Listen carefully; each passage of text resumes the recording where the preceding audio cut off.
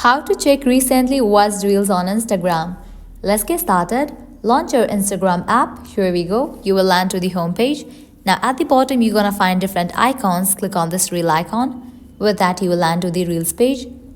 Right now within Instagram there is no such option to check recently watched reels, but what you can do is, if you haven't completely closed your Instagram app, what you can do is come to this reel section and swipe down. You will find recently watched reels. So these were the reels I have watched before. Likewise, if you have commented or liked the reel, you will be able to find that as well. For that, head towards your profile. Click on three bars given at the top right corner. Go to the option Your Activity. Now here you're going to find this section of interactions. Click on the likes.